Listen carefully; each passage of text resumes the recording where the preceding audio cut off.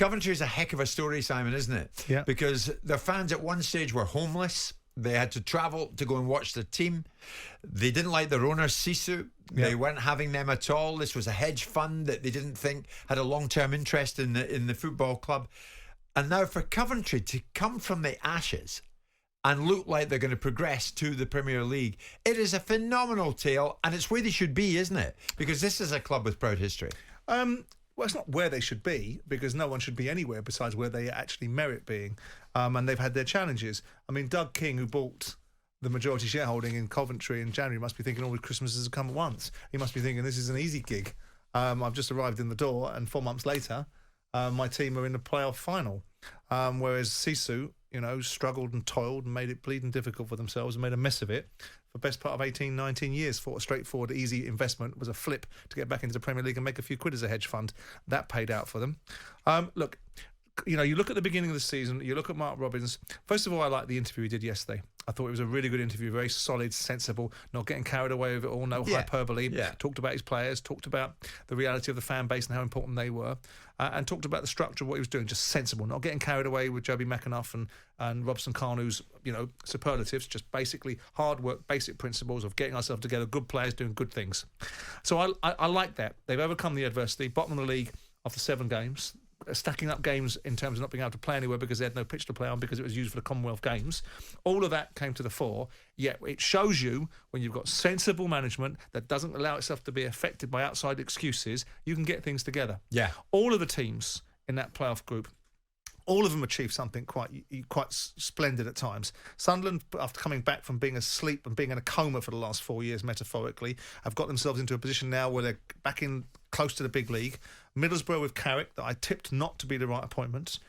Steve Gibson will be choked again because there's no one more committed to his football club than Steve Gibson. 28 years of running that football club and all that goes with it. Yeah, he'll be choked. They didn't do it on their own patch. Then you look at Luton, who was a remarkable achievement. Small football club. No wealthy owners, a group of people put it together, run on budgets, with principles, won't have betting companies, won't do this, will only do things in the way they want to, in a small ground that's got to have 10 million quid spent on it if it gets promoted to the Premier League because it's not fit for purpose. Fantastic. And then you've got Coventry. And I think it's great. What it proves is don't go on about parachute payments.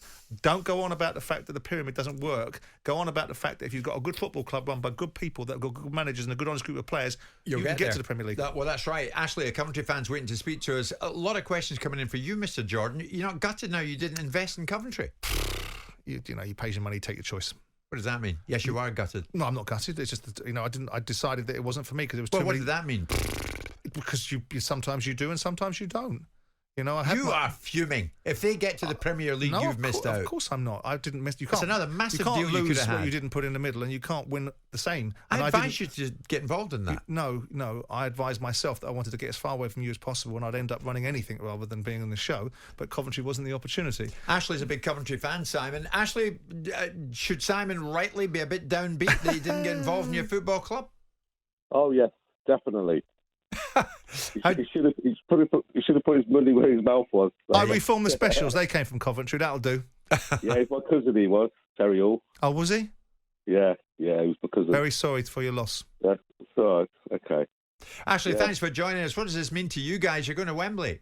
Oh yes, get the tickets today for Wembley. Yeah, I was there last night. Drove up to Middlesbrough and drove back. Got home about 2:30 this morning. Yeah, what a story this is. I mean, 2018, we were in the League Two playoff final.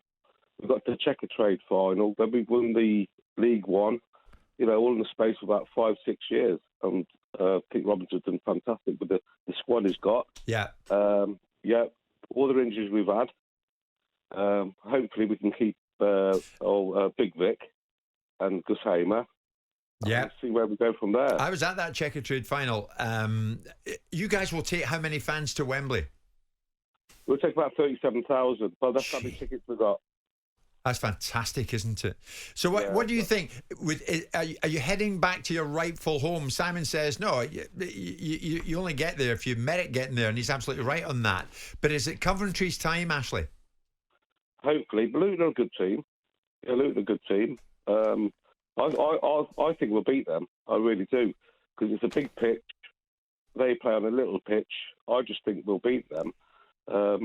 we'll see. But at the beginning of the season, if you look at the league, I think we were bottom because of the pitch. And I think Middlesbrough were in the bottom three as well. So Middlesbrough did well to get where they were as well. Yeah.